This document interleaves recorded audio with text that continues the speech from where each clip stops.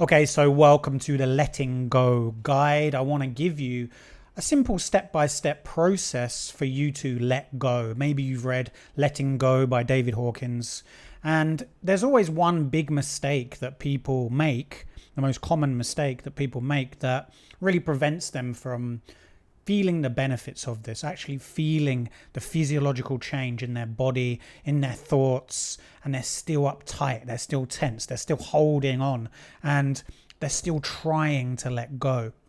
Whereas when you do let go, anxiety, worry about the past and the future, it does go. It seems to just vanish. And you can feel relaxed, you can feel free, and you can finally tap into that feeling of being you, not this fake version of you that you're going around and round in your head trying to be, but it's actually into you, who you truly are. And this comes from letting go. So the first thing to realize of letting go is stillness. The basis of letting go, or letting go meditation, is being completely still. When you're not still, when you're not comfortable, when you're not relaxed, and you're fidgeting every time you disturb the thinking keeps going. So the thinking needs stillness. That's the first thing to realize. So you want to become very still. And then you want to locate the tension. You want to locate that you don't want to let go. You have to be honest with yourself. This is the first thing to realize. People don't let go because they're holding on to something. Because without it, who will you be? Maybe more problems. Maybe the past, things in the past that you still need to figure out or work out. When I'm talking about letting go here, I'm talking about letting go of all of this. So you have to be very honest with yourself. Do you want to let go? What is it that you don't want to let go of?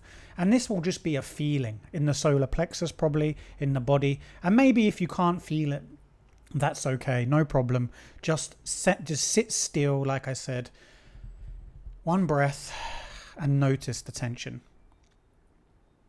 Now, the biggest mistake that people make, I'm just going to give it to you straight away, is that you try to let go. Imagine the mind is like water inside the glass. The thoughts are like water inside the glass, and the mind is the cup. And what the big mistake that most people make when they're meditating is that they try to keep the water still. How do you keep the water still? Do you hold the cup? It takes effort to hold the cup. It takes thought to hold the cup. You're thinking about holding the cup. You want the water to be perfectly still. You want to leave your mind alone. So how do you do it? You put it down. You let it go. Now the water is completely still. If you keep moving it, you think about letting go, you try to let go, you think about what will happen if you let go, put it down. And by that, I mean just observe. You're going to think, you're going to overanalyze whether it's working or not. That's okay. Let yourself do that. Don't stop that. Don't get in the way. Don't interfere with this process. Putting the water down will create more thoughts. That's right. But after a while, there will be no ripples on the water. And you can just relax and let go. And that's a big shift from trying to meditate, trying to let go. Because if you're trying to let go, do you need to try to let go? No, you just let go. No trying, no effort. So relax. Again, stillness and no trying. If you're trying, that's okay. Observe yourself trying. Watch yourself trying.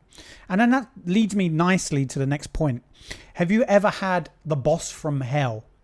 The boss from hell that is telling you to do something, that's constantly on your case, micromanaging you, criticizing you.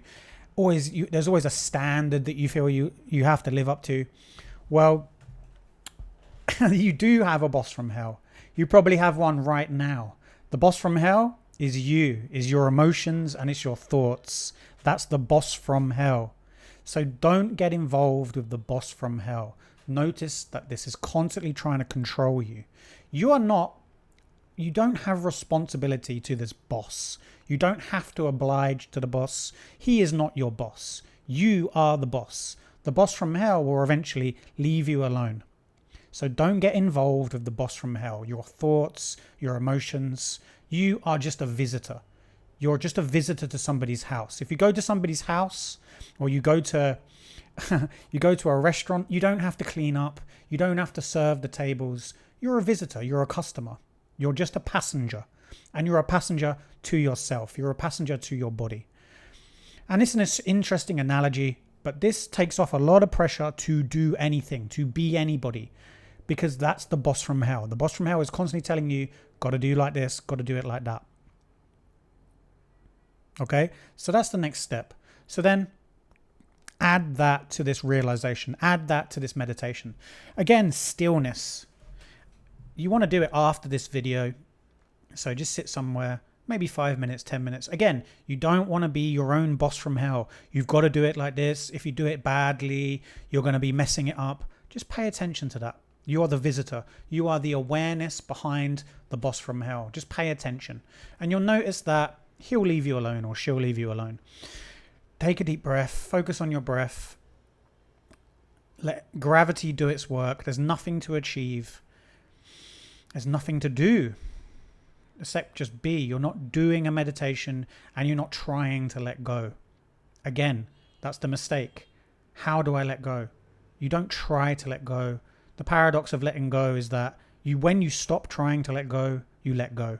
And you can't understand that intellectually. You just have to follow this process. Let everything drop. And stay consistent with this. If you don't be your boss from hell. Don't go into your head telling yourself you should do this, you should do that. That's going to make things worse. So let your mind sit. Let your mind calm down. Stop disturbing your mind, with more thinking. Focus on the feeling.